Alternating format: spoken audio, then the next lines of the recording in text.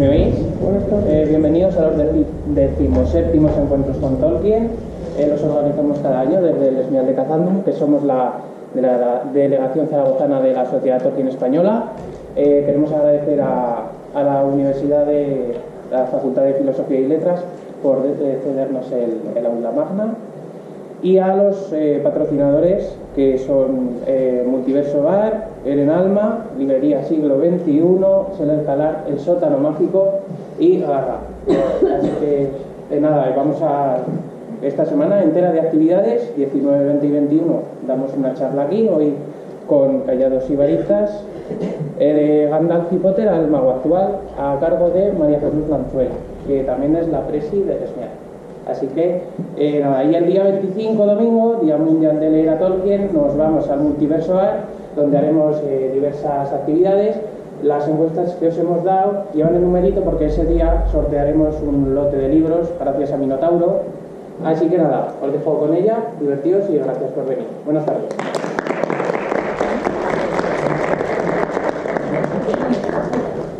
Muchas gracias a mi compañero Dani por la presentación. Como os ha comentado, soy miembro de la delegación zaragozana de la Sociedad Tolkien, soy miembro desde 2002. Llevamos muchos años organizando estos encuentros, no sé si en algunas otras ocasiones en las que hayáis venido me habréis visto dar alguna charla sobre Tolkien ilustrador, que es una de las especialidades que yo manejo.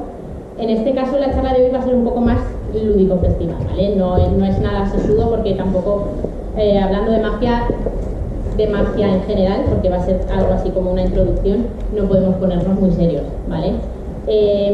Yo soy licenciada en Historia del Arte, pero también soy maga y bruja, ¿vale? Soy maga porque trabajo en el Sótano Mágico, que es uno de nuestros patrocinadores, y pues eso, estoy haciendo mis pinitos en la magia. Por eso he querido también enlazar un poquito, aparte de mi pasión por Tolkien, pues enlazarlo un poco con mi pasión por la saga de Harry Potter y por la otra pasión, que es la magia.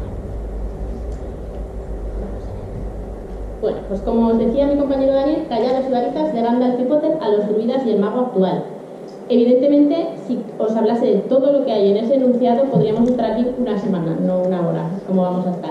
Por eso os digo que va a ser un poco una charla de introducción, nombrando pues eso, ejemplos, los ejemplos más sobresalientes y ejemplos que a mí más me gustan, que para eso he hecho yo la charla. Esto es un poquito el esquema que vamos a ver, ¿vale?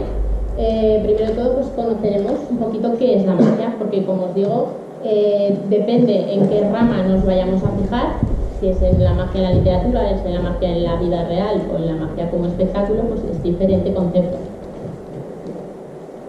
Según la RAE, como veis ahí, el arte es una ciencia oculta que mediante la intervención de diferentes actos digamos físicos, se pretende controlar las leyes naturales. En resumen, algo que la mente, digamos, parece que no concibe, hace que se modifique lo que sí que podemos ver tangible en nuestra realidad. ¿Desde cuándo podemos encontrar vestigios de la magia? Pues desde el origen del hombre. Ya desde los chamanes en las cuevas vieron ahí un filón en el que a través de esa magia o esas deidades podían un poco, esta palabra puede sonar un poco dura, pero podían manipular a sus congéneres, imbuyéndose de espíritus de la naturaleza, de diferentes conocimientos que ellos tenían, pues desde de la realización del fuego o el conocimiento de plantas medicinales, pues todo eso lo utilizaban para poder un poco controlar a la población. Pues invocar la lluvia, mil cosas. Ya conocéis un poquito la historia de los chamanes. ¿Dónde aparece la magia como la conocemos, digamos, como ilusionismo? Aparece en Egipto. Está documentado ya en Egipto que el juego de los cubiletes, no sé si alguno de aquí habéis visto algún espectáculo de magia alguna vez, o de los trileros, para que me entendáis más rápido, los 3 cubiletes con la bolita, dónde está la bolita, pues eso ya está documentado en el antiguo Egipto.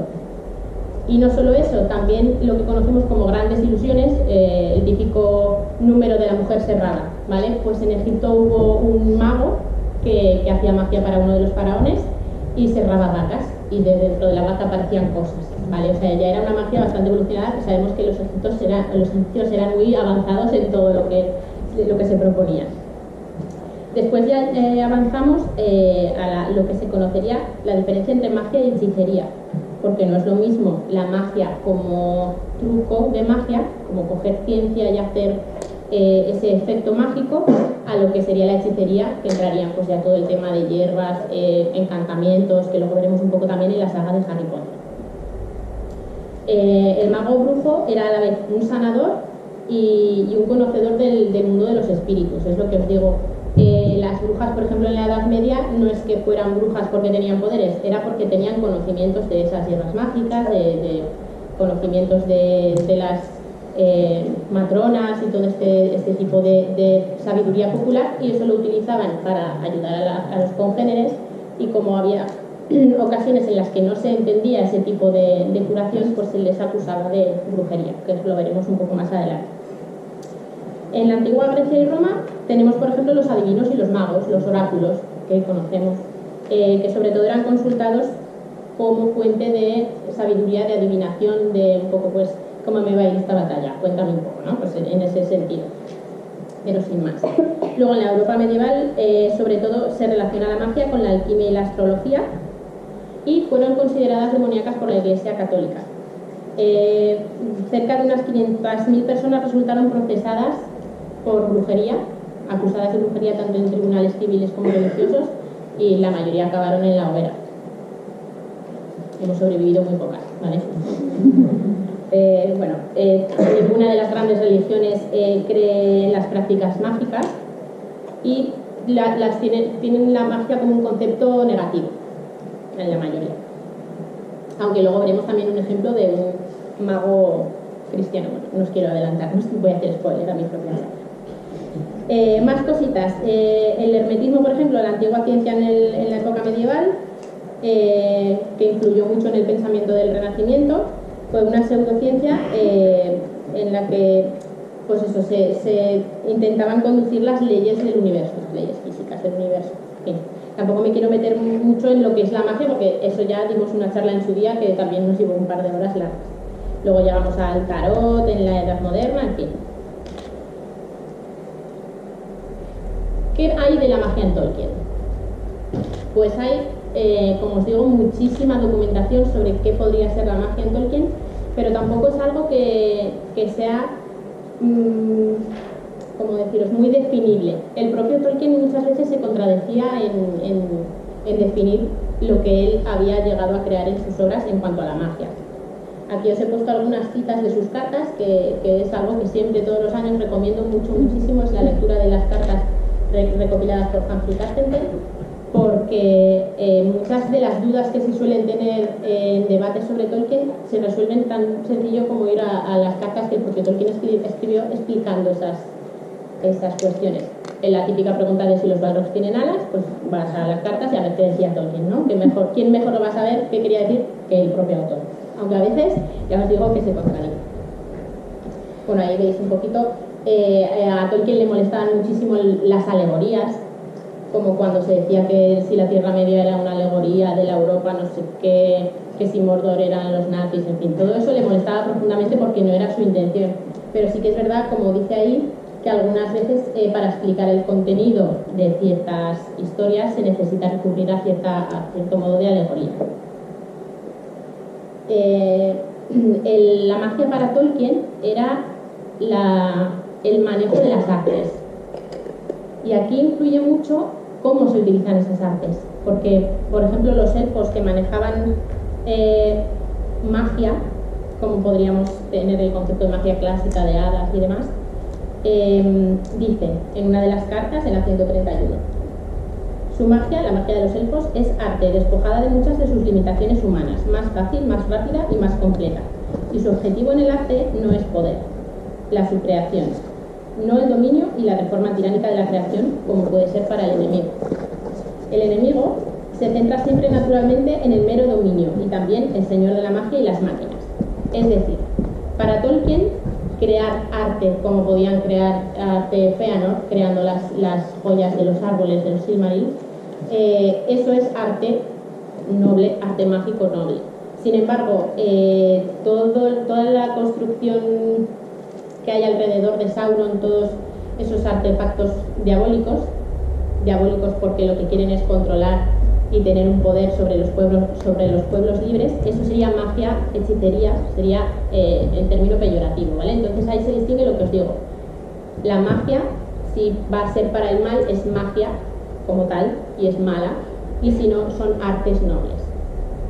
Un poco esta diferencia, un poco en su cabeza lo tendría muy claro, a nosotros nos queda un poco como raro, porque luego hay cosas que se contradicen.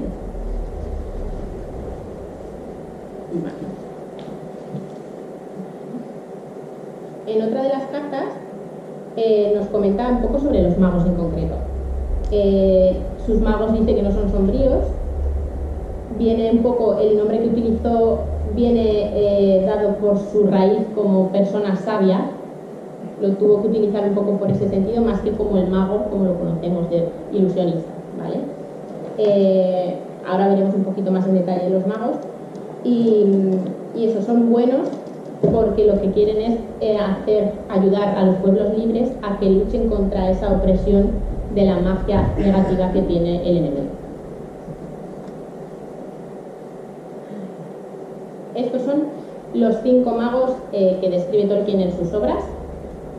Que describen, digo, porque hay 2 pobrecitos que prácticamente los nombran ya.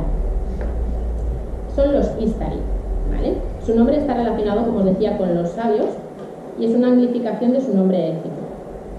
Son, dentro del legendario de Tolkien, el equivalente más cercano a los ángeles.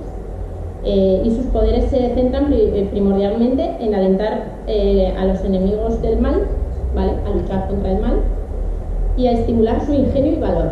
O sea, en ningún momento intentan utilizar sus poderes como lucecitas mágicas, para que me entendáis, ese tipo de poderes para luchar contra el enemigo. Lo que hacen es, como podéis ver en la figura de Gandalf muy claramente, es animar todo el rato, intentar sacar el valor interior de hobbits, enanos, elfos, para que puedan encontrar su propio valor y luchar contra el enemigo con sus capacidades. En algún momento Gandalf, que tiene esa personalidad tan arrolladora, pues hace cosas como luego veremos a continuación, porque fue.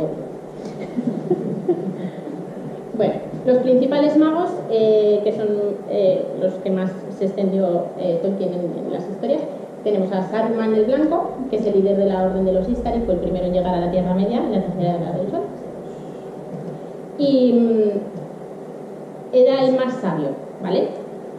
Pero también por esa sabiduría que le caracterizaba y esa curiosidad y esa ansia de conocer al enemigo, de conocer sus planes y sus intenciones, acaba cayendo en el lado oscuro, que aquí los midichlorianos no entran, pero bueno, también un poco se corrompe, se va al lado Sith y lo que hace es querer el poder para sí mismo. Durante un tiempo juega el doble juego del espía al enemigo y del lado de los magos, hasta que ya Gandalf le pesca y pasa todo lo que conocéis. Quiero decirlo, he puesto las imágenes de Christopher Lee y Ian McKellen porque los quiero un montón. Iba a poner ilustraciones porque me gusta mucho poner ilustraciones de gente sobre todo más desconocida, pero es que es Christopher Lee, que no se puede poner otra cosa. Bueno, Gandalf el Gris.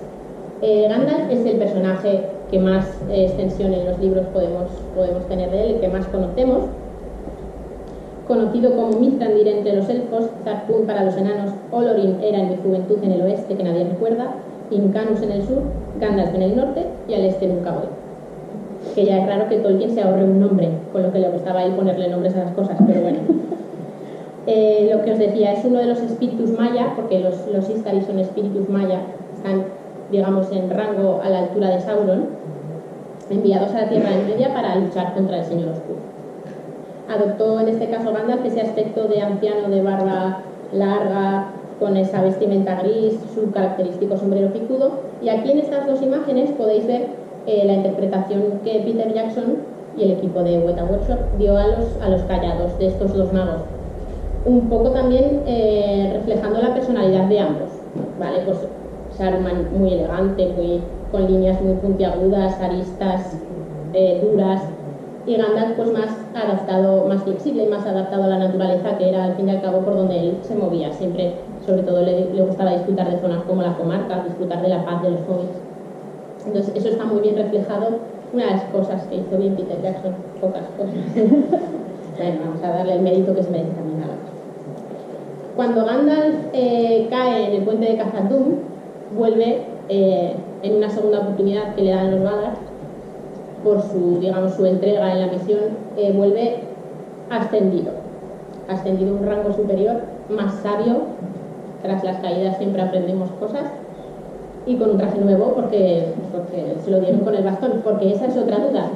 Tolkien no nos dice dónde se hacían los bastones, no nos dice de qué materiales eran, ni realmente no nos dice nada de los callados de los magos,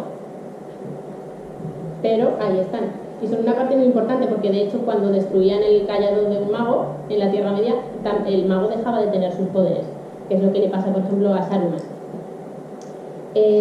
Gandalf aquí viene con lo que os decía, con un callado nuevo, más acorde de nuevo a su aspecto de resurrección, ¿no? Más elegante, más sabio, más con líneas más cerradas y del color de su manto.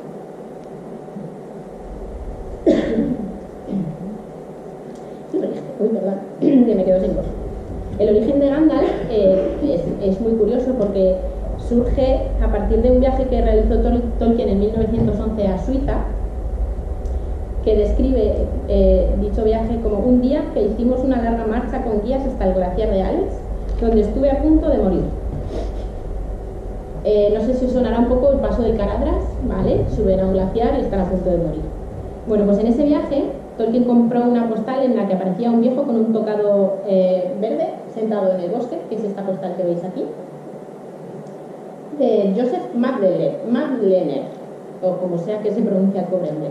El caso es que esa postal, Tolkien era muy de hacer este tipo de cosas. Veía una imagen o leía una historia, como en el nacimiento del propio cuento del Hobbit, y anotó por detrás origen de Gandalf. ¿Vale? Esta postal se conserva y está con la anotación por la parte de atrás. Lo mismo que aquella maravillosa tarde corrigiendo exámenes, cuando se encontró esa hoja en blanco y le dio por escribir en un agujero en el suelo vivía un hobbit, y luego vino todo lo demás. Pues bendita postal, ¿no? Que se le ocurriese a este personaje. Los otros magos de los que nos habla Tolkien es Radagast el Pardo. Aquí ya no he puesto al señor de la película, que me perdonen, pero la caracterización que le ha dado Peter Jackson la odio, sobre todo por, ya sabéis, el maquillaje. ¿Vale?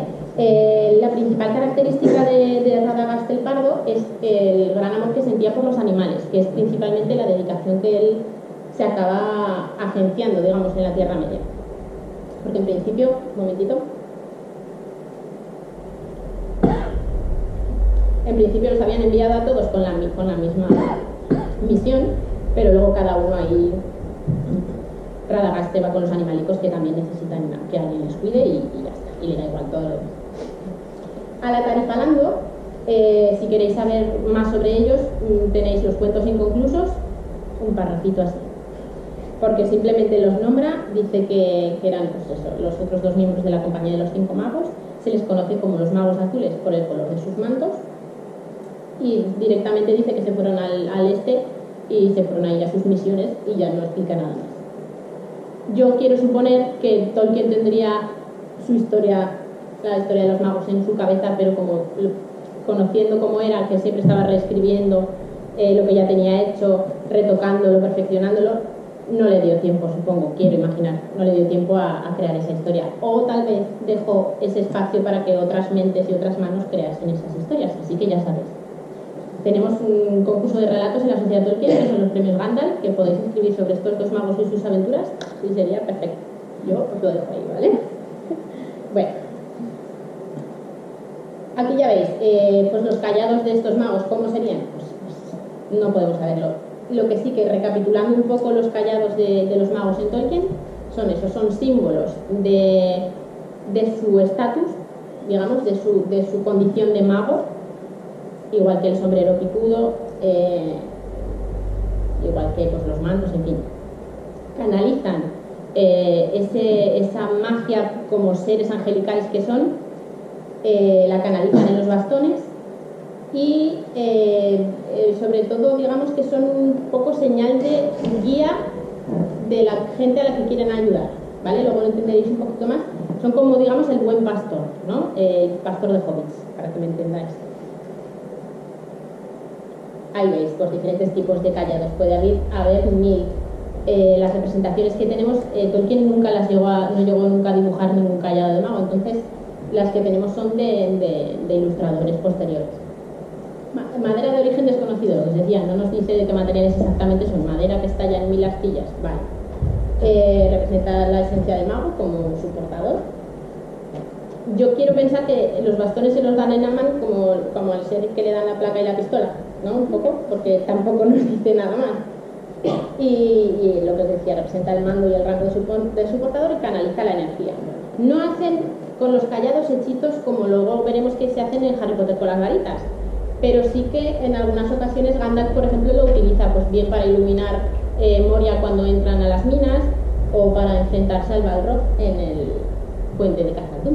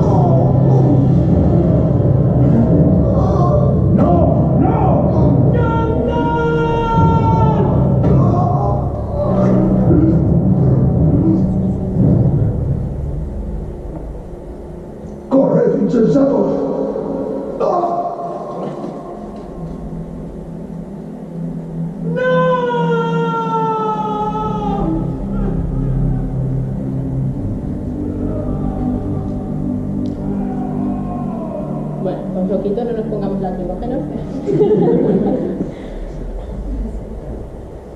Que si hay alguien al que no se le puso en su día la piel de gallina leyendo esto o viendo esto en el cine, es que no tiene corazón. Lo digo. En fin. Otra de las pocas cosas que hizo bien Peter. Como veis, lo quiero mucho. Bueno, más cositas. Influencias, posibles influencias en Tolkien. Esto no lo sé, quiero decir. Esto creo que podría ser. Porque si algo sé de Tolkien es que le gustaba muchísimo conocer otras culturas, conocer otras mitologías, que era un estudioso incansable y seguro que conocía todo esto. Posiblemente, como él muy bien decía, cosas que vamos leyendo a lo largo de nuestra vida se quedan en el humus de la mente y luego consciente o inconscientemente vamos plasmándolo en las historias que nosotros realizamos, que nosotros escribimos. Entonces, otros ejemplos de callados, en este caso a medio camino entre el callado de mago y la varita, pues son por ejemplo los bastones de mando egipcios que tenemos aquí. El flagelo, que es el de la puntita, mayal o flagelo, es el que el rey llevaba en la mano derecha.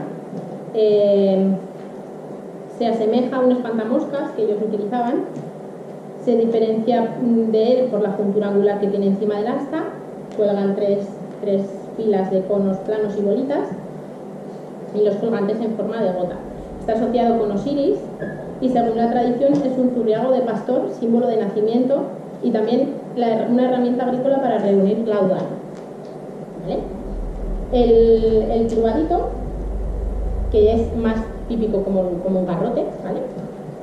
Es el cetro Heca, o Heca. También fue fusionado a Osiris, y ambos, el flagelo y el cayado, fueron originarios de las primeras dinastías faraónicas. Indicaría la acción de conducir ganado, porque con los garrotes de los pastores, que tienen esa forma curvadita, lo que se hace hoy en día poco, pero lo que se hace o hacía es cuando alguna oveja se iba a escapar del rebaño, lo que se hacía era cogerla con esa curvita del garrote, engancharla del cuello y volverla a su sitio, ¿vale? Entre otros muchos usos. O para si necesitaban coger la pezuña del animal, lo mismo, con esa curvita del garrote se levantaba. Será uno de sus símbolos. Luego a la derecha veis el cetro Segem, que está asociado a Osiris y Anubis. Era un cetro de poder y fuerza, constatado en momentos iniciales. Lo llevaban los reyes y los cargos elevados, y sobre todo las reinas, era el que más utilizaban las reinas, que es este palito que veis aquí, a ver si me sale el cursor, este que veis aquí, ¿vale? Una forma un poco extraña, este ya sería más varita. Estos sí que los hemos llegado a ver tanto en este tamaño, no sé si os tenéis ahora en la mente un poco los sarcófagos que los llevan así cruzados, pero también ¿veis? En tamaño persona con tocador de perro, ¿vale?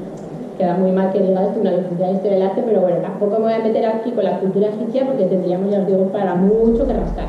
Pero para que veáis un poquito, pues eso, otros ejemplos de callados de magos, porque si algo tenían también en Egipto, toda la religión egipcia era tirar mucho de ese misticismo, de ese uso de los conocimientos que los mortales de a pie no tenían para poder crear toda esa dinastía de faraones hijos de Dios.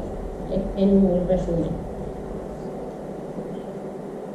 Más influencias que pudo tener para esa creación de la imagen del mago con el callado, pues lo que os decía, el buen pastor, sin más. Los callados y cetros de los obispos siguen siendo símbolo de poder, símbolo de persona que dirige al pueblo por el buen camino. Un poco también lo que os comentaba de los magos como Gandalf, de dirigir a esa gente hacia la lucha contra el mal, ¿vale? Más que de hacer magia como tal. Porque ya hemos visto que cuando quería Gandalf, hacía. Hermes, otro de los famosísimos callados, en este caso el caduceo de Hermes, que lo veis ahí en detalle representado. Una escultura de Jean Bologna. Bueno, el caduceo fue regalado por Apolo a Hermes y parece ser que deben distinguirse en él dos báculos que fueron unidos. Primero la vara del heraldo, que es, por eso están representadas las alas, que es un añadido posterior para simbolizar la rapidez con la que Hermes viajaba, y la vara mágica, que es la que está en el centro. Las serpientes también fueron un adorno posterior que justificaban como vestigio del dios de la sabiduría, la vida y demás, y por eso a veces el caduceo de Hermes se suele confundir con la vara de Esculapio, que es el símbolo de la medicina, que no es exactamente así, pero se parecen muchísimo.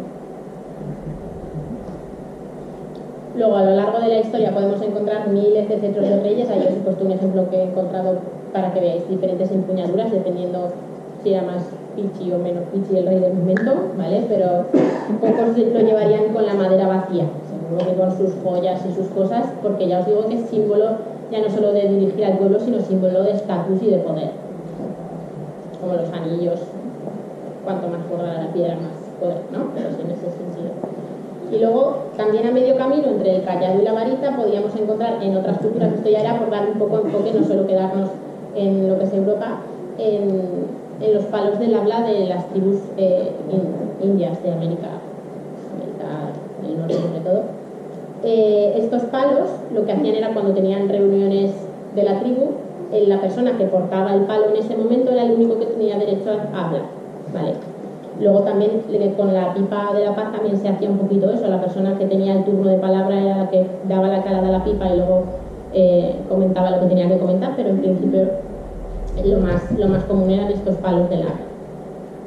Que aquí, como veis, también os he puesto este ejemplo con las plumitas, porque luego veremos qué relación tienen estos palos con plumitas con las varitas de Rowling. Otras influencias que pudo tener Tolkien, pues Odín en su forma de mendigo, que de hecho a la hora de la creación de Gandalf también tuvo bastante que ver esta representación de Odín, con ese gorro, esas barbas, ese manto y ese callado. Y luego os he puesto a Merlín por las leyendas artúricas, que Tolkien también conocía, y como las conocía tan bien, decidió que él no quería hacer una mitología como esas, tirando por ese camino tan católico, porque aunque él era católico, quería darle a Inglaterra una mitología propia sin que se basase en religiones ya concebidas. ¿Por qué os he puesto a este Merlín? Porque creo que es el mejor Merlín de la historia del cine y una de las mejores películas sobre estas leyendas artúricas. Y ya os he dicho, como hago la charla yo, pues pongo las imágenes que a mí me gusta ella. La verdad es que está muy bien, y aparte el callado que veis ahí de Merlín es una maravilla, con los dos dragones enfrentados, es una auténtica gozada. Toda la película. Si no la habéis visto, os la recomiendo. A Terry Pratchett también lo he puesto porque no puedo dar una charla sobre magos sin que aparezca uno de mis autores favoritos, con permiso de Tolkien. También recomendadísimo, si no lo habéis leído nunca, toda su saga del Mundo Disco. A mí en especial me encanta la serie de las brujas y de la muerte, pero sobre todo de las brujas. Y en este caso, en Ritos Iguales, es un libro muy curioso porque aquí se habla mucho del callado del mago. Os voy a hacer un poquito de spoiler, pero bueno, en cualquier sinopsis lo ibais a leer. Normalmente la magia en Terry Pratchett está dividida entre las brujas y los magos. Las brujas representan esa sabiduría popular, lo que os decía antes de las matronas, del conocimiento de las hierbas, del uso de la lógica, de la cabezología, como él la llama. Y luego están los magos, que son los que juegan a hacer lucecitas y explosiones, ¿vale? En este caso, ellos sí que utilizan la magia octarina, que bueno, aquí es que podría dar una charla solamente de Terry Pratchett, pero bueno, la magia como la conocemos, como el concepto de magia, de lucecitas, de rayos y centellas, ¿vale? Entonces, en esta historia, por primera vez en toda la historia del Mundo Disco, aparece una niña que iría destinada a ser bruja, porque las brujas solo pueden ser mujeres y los magos solo pueden ser hombres. Pues aparece una niña que hereda un callado y es la séptima hija de un séptimo hijo, con lo cual está destinada a ser mago. Entonces ahí hay un conflicto de intereses entre brujas y magos, y al final la niña, a lo largo de los libros del Mundo Disco, se hace algún cameo, y en la serie de Tiffany Dolorido reaparece, y aquí me quedo y no os digo más, pero reaparece y os lo tenéis que leer, por favor, que os va a encantar. En este caso el callado funciona un poco como un horrocrux, ¿vale? Tiene dentro de sí mismo el alma de uno de los magos fallecidos, que es el que luego pues, eso, se acerca a Scarina Smith, que es la niña protagonista, y la canaliza su energía, su magia para que acabe estudiando en la Universidad Invisible y se acabe haciendo maga. Lo dicho, es un bastón que canaliza la magia propia, pero también lleva dentro la esencia de ese mago, con lo cual son dos poderes que se entrelazan para poder crear más magia. Pasamos a nuestra querida Rowling y a sus varitas.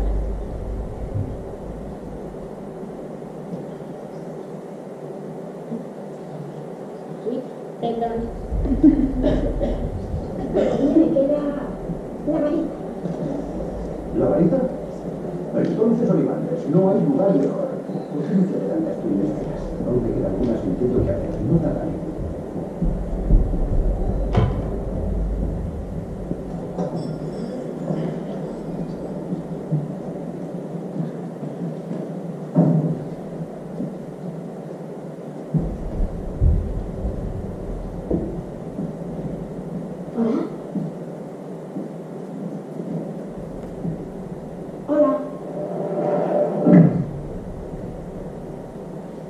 Ya estaba esperando que viniera a visitarme, señor Potter.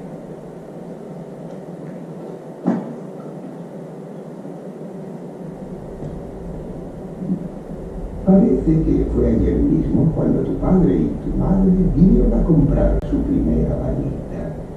Ah.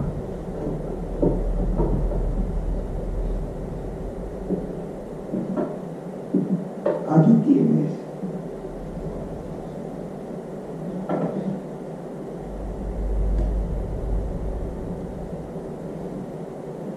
Vamos a quitarla.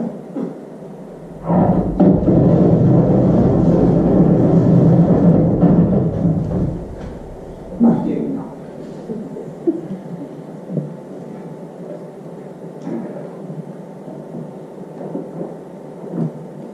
Prueba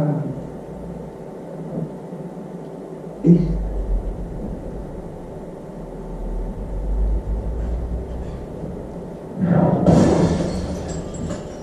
No, definitivamente esa no.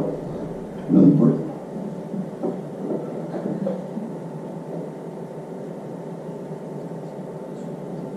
Es posible.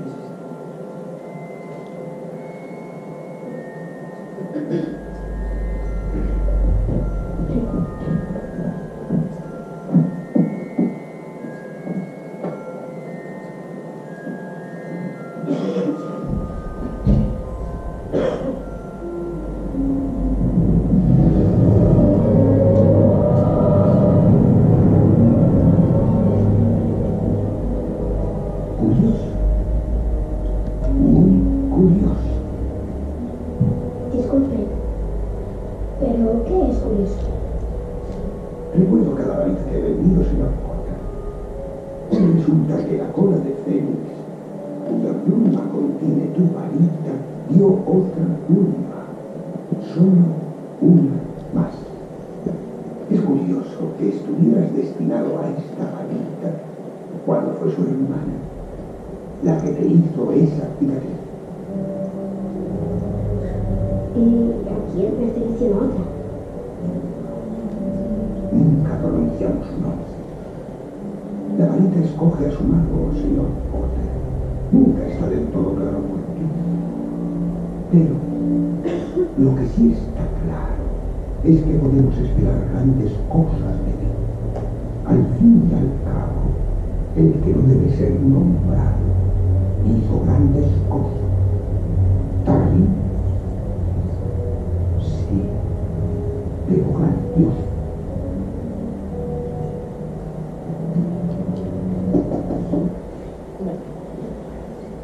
El pobre Harry aquí todavía no se enteraba de nada, era un poco de nieve, pero bueno, tampoco le habían contado nada. El señor Ollivander nos ha explicado un poco aquí ya, en general, cómo funcionan las varitas. Esta escena es maravillosa, muy bien adaptada del libro. Lo que habéis visto, las varitas eligen al mago. No todas las veces te iluminas así maravillosamente, pero bueno, lo que tiene que hacer la varita es elegir al mago porque va a ser su compañero y va a ser ese binomio mago-varita el que haga que la magia funcione bien o funcione regular, como el pobre Ron cuando hereda la varita de sus hermanos. Que ahí funciona regular, tira magia. Aquí podríamos, lo dicho, otra charla, por eso os he comentado al principio que es un poquito de introducción, porque es que si no podríamos estar aquí muchas tardes seguidas. Os he puesto un ejemplo de algunos, una imagen de algunos ejemplos de varitas de los principales personajes, tal y como han llegado al cine, ¿vale? Al merchandising. Rowling describe las varitas con una serie de características, tanto de materiales como de medidas, que luego, por ejemplo, para las películas no se respetaron, porque las que describe Rowling serían de este tamaño, ¿vale? Más o menos. Antes os he dicho que era bruja y maga y también soy artesana de varitas. ¿Vale? En este caso, esta es mi varita, bueno, la primera que me hice, siguiendo un poco esas directrices que describe Rowling en los libros. Maderas nobles, en su mayoría, porque, al igual que veremos después, los árboles de los que se extraen, las características de sus árboles también influyen mucho en el comportamiento de las varitas y en la personalidad del mago al que van a elegir. Las medidas suelen ser, pues, lo que os digo, 25-30 centímetros como media, aunque si bien es verdad que hay veces que las varitas son más rechonchas, como la de Dolores Umbridge, porque ella es así. que además es una varita súper fea, parece un palo de una baranda rococó, es horrible, toda llena de bolas, como ella, horrible como ella. Y luego está, por ejemplo, la de Hagrid en Origen, adaptada a su tamaño de semigigante, pues era una varita semigigante, que luego ya sabéis que le rompió la varita y la llevaba en el paraguas. El núcleo, porque la varita se conforma de lo que es el exterior, que puede tener diferentes formas, como hemos visto antes, diferentes formas, colores, acabados, bien sea solo madera o bien sea con apliques de metal como la de Narcisa Malfoy. Y luego los núcleos, que son lo que le dan también el toque de poder además de la madera. Normalmente Ollivander siempre trabaja con núcleos de primera calidad. La pluma de fénix, el pelo de unicornio, la fibra de corazón de dragón, todo de animales bastante potentes. Luego están pues el pelo de cestral, mil cosas, de 1000 animales mágicos que podáis pensar de toda la saga de Potter. Pero ya os digo, Ollivander solo trabaja con lo mejor de lo mejor, que para eso es el mejor fabricante de varitas. La varita, por ejemplo, de Fleur de la Coeur, ¿vale? Que es muy bonita, las cosas como son, la veis ahí abajo, la forma es muy bonita, pero está hecha con madera de espino, que por lo que se ve es un árbol que no es muy adecuado para varitas porque las hace como muy independientes del mago, vamos. Y el núcleo, no sé si era de pelo de vela, Clara, ¿sí? Clara es mi presentadora de Potter porque es súper experta en Potter, ¿vale? Y entonces eso, tenía una varita que era un poco que iba a su bola. Por eso en momentos delicados como en el torneo de los 3 magos hay veces que a la pobre Flor no le funciona como debe. Lo que os decía, la flexibilidad o rigidez no es que la madera sea más flexible o más o menos flexible, es la adaptabilidad a su mago. La capacidad de decisión que puede tener una varita para ayudar al mago a canalizar esa energía y a realizar lo que él le está pidiendo que haga, desde hechizos prohibidos a cosas imposibles, ¿vale? ¿Qué tipos de usos tienen las varitas? Aquí ya sí que esto sí que es un mundo. Igual que os he dicho que Tolkien era como muy opaco en lo de los callados de magos, nos lo tenemos que imaginar todo un poco. Rowling basa prácticamente todo alrededor de estas varitas. Hechizos simples. Pues eso, por aquí unos pocos ejemplos, pero ya sabéis que hay tropecientos mil. Tendríamos el Lumos, es el más utilizado, es la linternita del móvil de los magos de Rowling, pues es este. De hecho hay una aplicación para tener en el móvil tu propia varita, es muy buena. Yo la he tenido, lo confieso. ¿Vale? También no podía faltar en la presentación nuestro querido Severus Snape. Bueno, aquí. El Lumos llevado como homenaje. La imagen que os he puesto ahí es tras la batalla de Hogwarts, un poco pues como homenaje a los cálidos, ¿no? Muy nerviosa, todos hechizos sencillitos pues para llevar. ¿Qué tiene que hacer un hechizo para que funcione? Porque la varita en sí, ya habéis visto, no tiene poder a no ser que el mago conecte con ella, ¿no? Todos los hechizos se tienen que hacer con un movimiento de varita y con unas palabras mágicas, digamos, normalmente suelen ser en latín en estas historias. Movimiento acompañado de... Pero también hay ocasiones en las que se puede activar la varita sin llegar a tocarla. Hay un momento, por ejemplo, en el que Harry está tumbado en la cama leyendo y dice el Lumos y la varita se ilumina con este hechizo. También hay ocasiones, según qué tipo de encantamientos, que se pueden realizar sin varita. Por ejemplo, la legiromancia que hace Severus Snape, en ese momento no utiliza varita. Depende un poco de la capacidad mágica de ese personaje, que ya os digo que sobre todo la varita lo que hace es canalizarlo, ¿vale? Evidentemente, si un mago coge una varita, pues va a ser un palillo chino estupendo. Y ya está. Otros hechizos más complicados, pues el Expecto Patronum, que ya sabéis que se utilizaba, es uno ya de nivel avanzado, se utilizaba por ejemplo, para espantar a los dementores. Normalmente aparece con el animal que representa ese espíritu mágico del mago que lo invoca. A mí me recuerda mucho Los Patronus me recuerdan mucho a los Daimonion, se llamaban, de la brújula dorada, o de Demons, no sé cómo, porque depende de la traducción lo dicen de una manera u otra. Pero bueno, me recuerda un poquito a eso, ¿no? El animal de compañía, el que representa tu esencia mágica. Es muy guay. Si no tenéis hecho el test de Pottermore, para saber que seguro que sí, ¿cuántos lo habéis hecho? A ver, confesarlo. Pues ahí también podéis entrar en la web oficial donde está toda la información sobre el mundo de Rowling para elegir vuestra casa, elegir vuestra varita, elegir vuestro patrón. Yo tengo un perrico muy majo. Hechizos que se pueden hacer, pues desde batallas que se pueden practicar, yo no sé, el Expelliarmus, el desmayo, mil cosas un poco agresivas, Sectum Sempra, luego hay que fregar. Es lo malo. Batalla, pues puedes utilizar las varitas también para las maldiciones imperdonables. El tema de los rayos de luz de colorines, no me acuerdo si en los libros realmente... En el Avada Kedavra sí, pero... Describe que es una sí, es un poco ¿no? Pero no va el color por si es bueno o malo, como los sables láser de los... No. Es que en la peli es un poco así, no sé si sabéis nada. Bueno, ahí abajo vemos a Voldemort practicando el Avada Kedavra, que por fin puede acertar y matar a Harry. Pero... es un mal un poco patético. Los malos de Tolkien son mucho mejores que los malos de Rowling, pero bueno.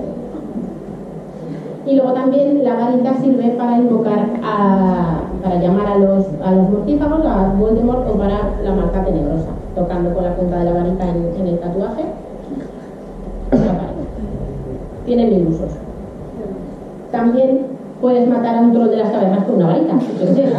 Si en ese momento no te sabes ningún hechizo, pues le clavas ahí en la nariz y listo. Usos mil. Y luego uno que me encanta, me parece una idea súper bonita, el tema del pensadero, de los pensamientos que te puedes extraer con la varita, echarlos en la fuente y luego verlos. Ya os digo, la varita sobre todo lo que hace es eso, canalizar el propio poder que tiene el mago. Si eres Skip o Magel, no vas a poder hacer nada con ese palo. Y luego pues hay que aprender, por eso hay que ir a Hogwarts, niños. Si no os llega la carta, algo malo pasa. Otras varitas en la historia, lo que os había comentado antes, los palos del habla indios y las varitas y callados de los druidas, porque aquí sí que hay una gran tradición en la Europa celta y luego en los pueblos celtíberos de varitas, sobre todo de varitas. Los callados se utilizaban un poco más pues, como señal de estatus y de directores del pueblo, ¿no? Dirigentes del pueblo. Las varitas, ahí tenemos uno de los palos del habla indios. Lo que os decía de las plumitas, en conexión con los núcleos de las varitas de Rowling, la pluma de Fénix, ¿vale? En este caso no estaban metidas dentro, pero sí que portaban plumas de sus animales totémicos. Y estas son las varitas de los druidas, que lo que hacían era elegir árboles sagrados para ellos, pedirles que les dejase coger una de las ramas que a ellos les parecían adecuadas. Tamaño, esto es un palo de la Ribera del Ebro, es decir, que tampoco no me voy a eliminar ni nada de eso. Pero pues tamaño más o menos sería una cosa así, porque tened en cuenta lo que os decía antes de las varitas en Rowling, estas son el tamaño que ella describe en los libros. Tened en cuenta que los magos las llevan pues metidas en el bolsillo dentro de la capa. En la película, sin embargo, no tengo ninguna varita aquí original, pero en la película son así, son enormes, grandes. ¿Por qué las hicieron así? Porque en pantalla si no esto no se ve, ¿vale? Lo que pasa es que luego el merchandising de las películas evidentemente las ha sacado igual que en la película, más grandes y más pesadas. Pero imaginaos pues eso, con un super palo ahí luchando por Hogwarts, no sé, acabaría todo el rato haciendo como al troll. El caso, vuelvo a los druidas. Palos sagrados, en principio, eso, maderas nobles, sobre todo el roble, era uno de los árboles predilectos de los druidas. Y luego la tradición celtíbera sí que ha llegado a algunos relatos, un poco entre el relato histórico y la leyenda, que lo que hacían era también, mediante cuervas o cuero y demás, en las empuñaduras, ataban, como veis ahí un poquito, ataban cristales para canalizar energías, cristales de cuarzo, piedras semipreciosas, adornaban un poquito las varitas, ¿vale? No era simplemente coger un palo del campo y ya está. Y lo que hacían con ellos era, pues eso, sí, un poco de símbolo de la parafernalia, un poco como hacían también los chamanes con sus bailes y sus canciones, sus cánticos de invocación a los poderes de la naturaleza. En la oscuridad, lo que les decía, también llevaban los báculos, como veis ahí ahora. No sé si sería correcto decirles druidesas o mujeres druidas, pero había, ¿vale? Hombres y mujeres con los azames de los cuchillos ceremoniales, los árboles sagrados, la varita, no sé dónde, en esta imagen creo que no estaba, pero bueno. Y sobre todo sus mantos impolutos en blanco como sal, posible inspiración. Otras varitas en otros ámbitos, esto ya solo es un poco pico aquí, ¿vale? Un poquito de ejemplos, sin más. A las madrinas en Disney y cuentos clásicos, pues las hadas madrinas de toda la vida, que le daban los dones a los niños que amadrinaban. Terry Pratchett tiene también una parodia muy chula en Brujas de viaje, que es mi libro favorito sin duda de Pratchett, con las tres brujas, Tata, Yaya y Margaret, que bueno, si no lo habéis leído, de verdad, leedoslo, porque nadie como Pratchett utilizaba la ironía y el humor para criticar aspectos o recordar aspectos de nuestra sociedad, y ese libro es delicioso, con la varita que hacía calabazas, que eso lo sabía hacer. Bueno.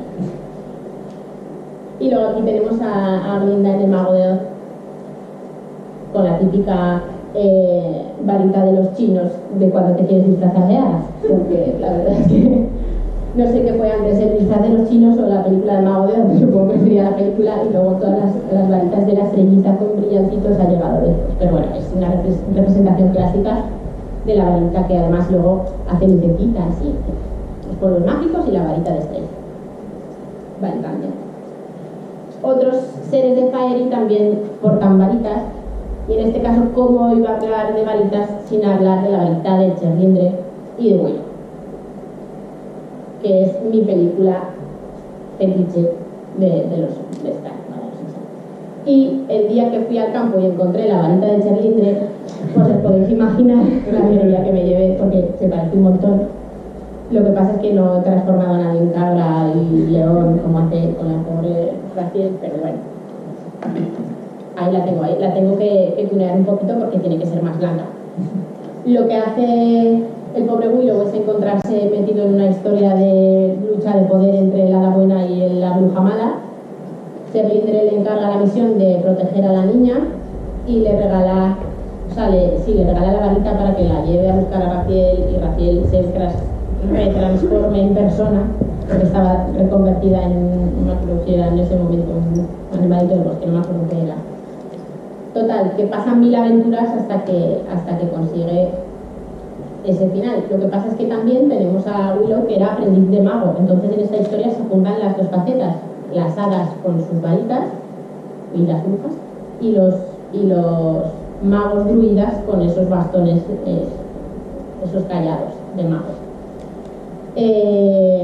Es muy graciosa esta historia, es muy bonita y muy tierna, pero une muy bien toda esa tradición de callados, varitas, de qué es la magia de lucecitas y qué es la magia de la lógica, ¿vale? Y bueno, la escena de Willow aprendiendo a utilizar la varita es deliciosa. Os imitaría la voz de la pobre Raziel, pero soy una persona seria que está dando una conferencia a la universidad y no lo voy a hacer en otra ocasión. Bueno, ahí veis pues eso, a Willow con su callado también, aparte de con la varita. Y pasamos por último ya, el último punto, al mago actual.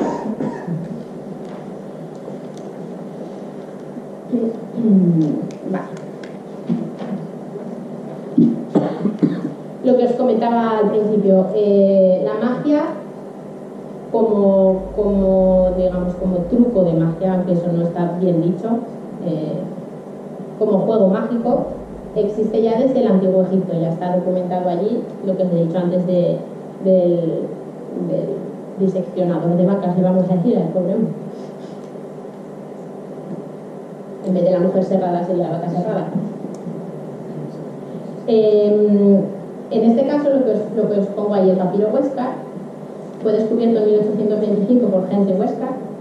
En una excavación encontró un papiro y cuando lo descifraron resulta que pertenecía al ilusionista Delhi de la corte faraónica de Keops, y en él están los primeros relatos mágicos de juegos mágicos que hacían en aquel entonces.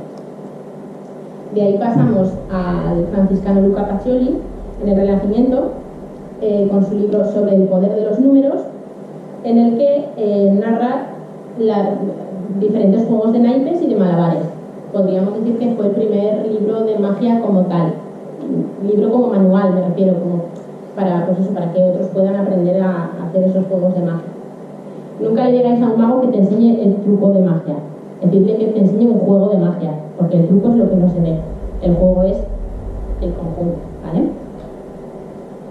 Esto ya es efecto de profesión.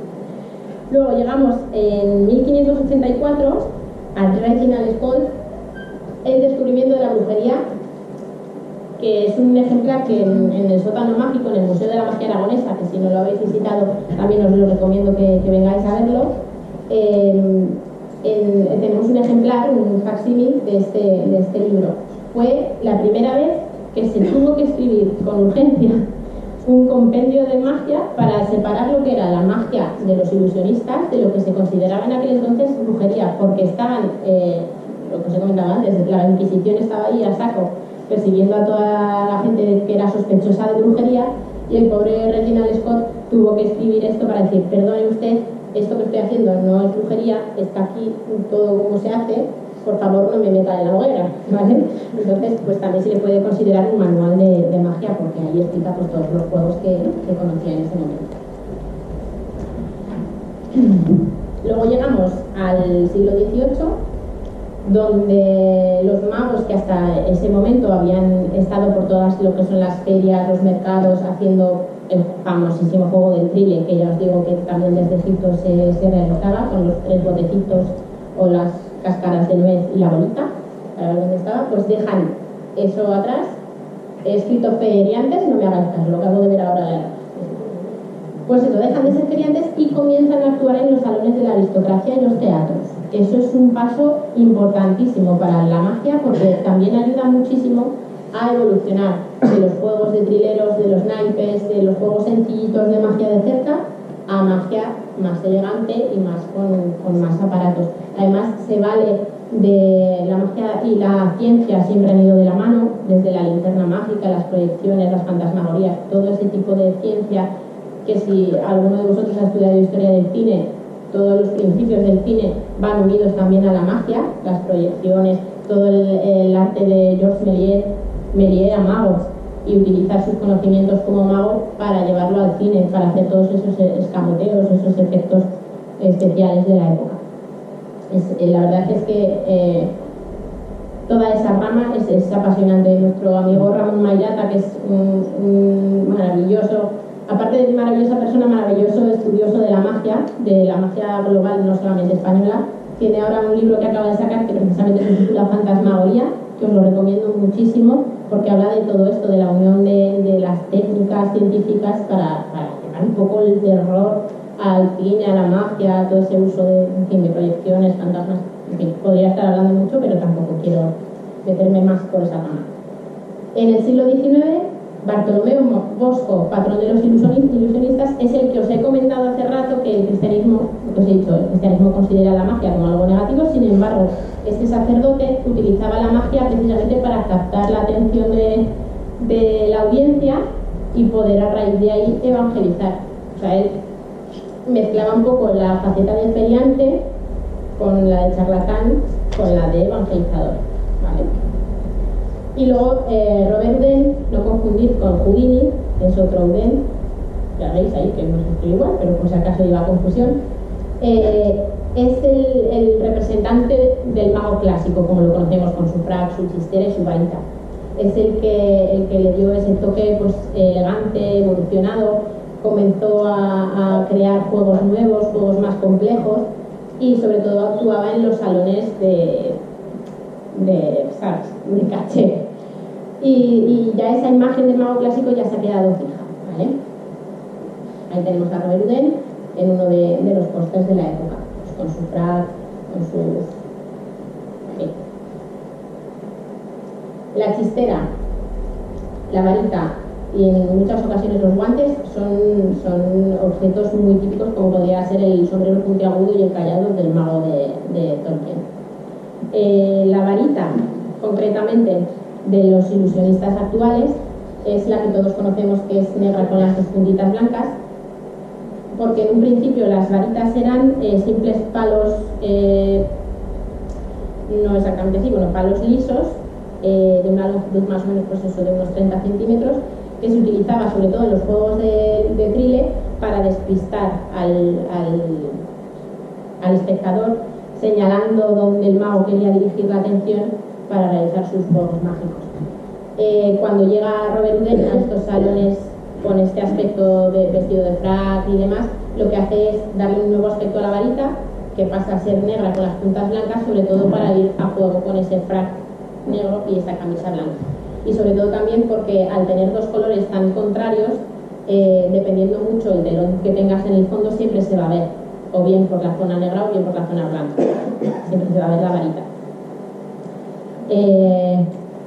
Más cositas. Vale, el material de las varitas actuales suele ser, las buenas varitas suelen ser de metal. Últimamente se está llevando la tendencia mucho hacia las varitas completamente de acero, de color metal. Pepe Carroll, nuestro querido Pepe Carroll, que era mago aragonés, utilizaba, por ejemplo, una varita de acero con textura como si fuese, ¿cómo deciros?, como el cuerpo de un tornillo, ¿vale? Con esa espiral, para darle textura a la varita y que no se resbalase de las manos. La tenemos también en el Museo del Sótano Mágico, si la queréis ver. Tenemos una vitrina entera dedicada a Pepe Carroll. Pero ya os digo, suelen ser, depende un poco los gustos también del ilusionista que la vaya a utilizar. Puede ser de color acero, de color cromado, dorado, ya un poco ahí al gusto. La más clásica sí que es esta. Con la llegada de Dai Vernon, que es otro gran mago de la historia, homologó la longitud de las varitas en 33 centímetros para facilitar los pases mágicos. Un pase mágico es abracadabra, ¿vale? Que sería un poco como los movimientos en Rowling para los hechizos, pues ese pase mágico es eso. El grosor, más o menos como un bolígrafo, no mucho más. Y los materiales, lo que os digo, desde los metales a las siliconas, acetatos, pero principalmente metal. Este era Dai Vernon, ahí lo tenéis con la varita, en este caso con la varita clásica de Houdin, y aquí realizando el juego de los cubiletes, porque él iba señalando, bueno, la gente que hace este juego normalmente va señalando los cubiletes en lugar de con el dedo, con la varita. Luego también para volcar el cubilete queda mucho más elegante hacerlo con la varita que hacerlo con la mano, porque la mano siempre puedes hacer algún falso movimiento. Vamos a dejarlo. Por el código me impide revelaros cosas secretas. Y este es, pues eso, otro ejemplo más de varita actual. Ya os digo que puede ser de cualquier material que el ilusionista elija. En este caso, como son cubiletes de cuero y pelotitas de cuero, pues la varita va acorde a la estética que el mago elija. No se ha quedado el mago en la estética del frac. Actualmente ya va evolucionando a 1000 cosas. Cada cual le da su toque y ahí estamos. Y eso sería, así a grandísimos rasgos, la conexión o desconexión entre callados y varitas a lo largo de la literatura y la historia, ya os digo, como manera introductoria. Yo me quedo aquí, pero, en este punto me refiero, pero siendo algo de introducción, yo no descarto hacer algo de profundidad otros años, o ya veremos lo que hacemos, pero alguna cosita más sobre magia sí que vamos a hacer, porque hay mucha tela que cortar. Agradeceros a todos que hayáis venido a estas charlas, pero no haberos aburrido mucho. Os doy las gracias por venir, y sí que invitaros a que vengáis el resto de días a estas charlas que vamos a tener en los encuentros con Tolkien. Si necesitáis más información sobre la Sociedad Tolkien, ahora mismo nos podéis preguntar a cualquiera de nosotros, y si no, lo tenéis la dirección en los folletitos que os hemos dado. Más cositas, el sorteo, no sé si hemos comentado que os la encuesta nos la dais a nosotros y el resguardito con el número os lo quedáis, porque el domingo en la celebración del Día Mundial de Leer a Tolkien vamos a hacer el sorteo de los libros de Minotauro, ¿vale? Entonces os lo lleváis y si no podéis venir ese día, tranquilos que pondremos el número por redes sociales. Y ahora yo quiero abrir un turno de preguntas por si alguien tiene algo que... o preguntas o lecciones, que a mí también me gusta que me contéis cositas. Por si alguien quiere decir algo, tenéis la palabra. ¿Alguna otra varita que se os ocurra? Una pregunta, no sé si lo habéis estudiado o no, en el caso de que se pueda aplicar la batuta de un director de orquesta, Sí, también.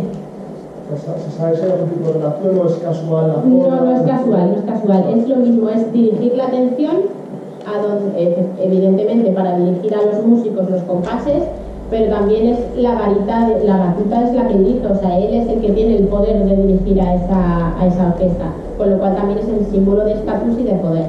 Sí que además la quise meter, pero digo, es que si empiezo, ¿sabes? Ya no paro. Entonces he metido lo justito. Y aún así, pero sí, también es absolutamente eso, es totalmente simbólico, aparte de más práctico que dirigir con el dedo, que cuando se hacen ensayos de estar por casa no hace falta estar con la batuta, pero sí, también. ¿Alguna cosa más? ¿Alguna curiosidad que yo no sepa, por favor? ¿Algún cotilleo? Algo? ¿Alguna varita famosa que hayáis dicho, pero cómo no pone esto?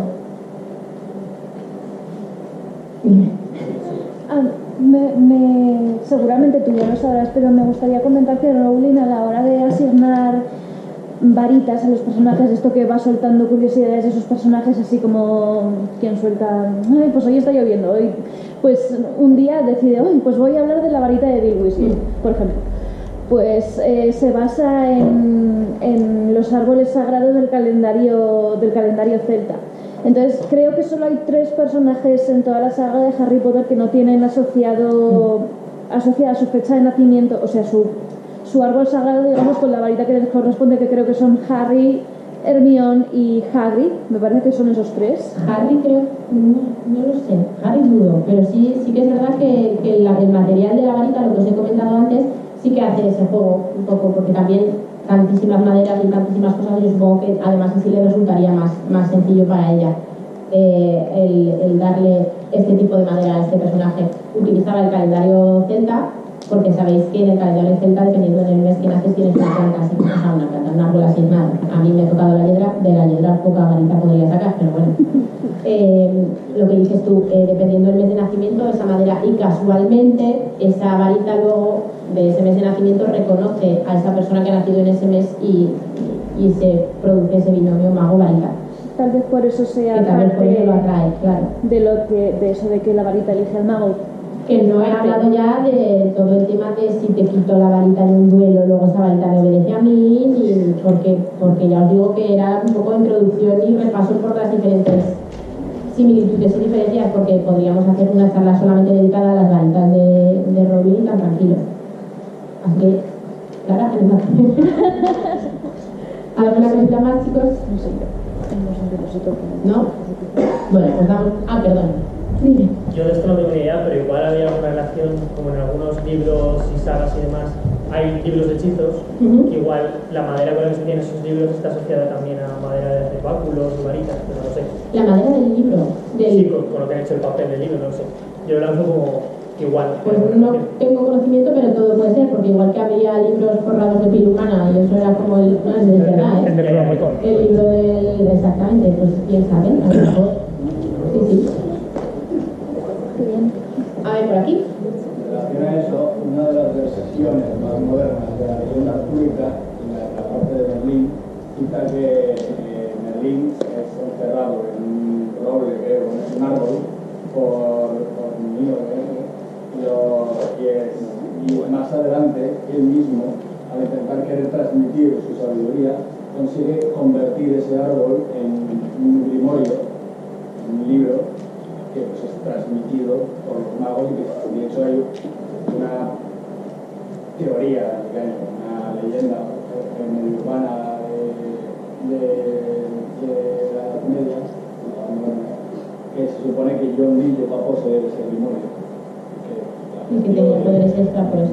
Puede ser porque de hecho los druidas lo que hacían era, cuando elegían el árbol que ellos querían utilizar para su varita o su callado, no solo elegían el árbol, sino elegían la época adecuada en la que recoger esa rama con luna llena, con no sé qué, o sea, todo lo que rodea a los ritos mágicos siempre está medido al detalle, en plan, tiene que ser como en Tolkien, a la primera luz, a la última luz del día de Durin, verás la cerradura en la montaña o sea, tiene que ser ese momento del día, porque en ese momento es cuando están las cualidades mágicas más tangibles.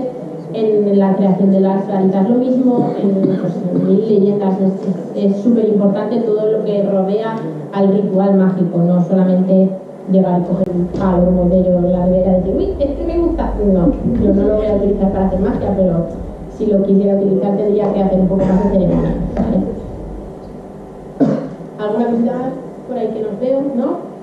Bueno, pues lo dicho, damos por terminada la charla de hoy.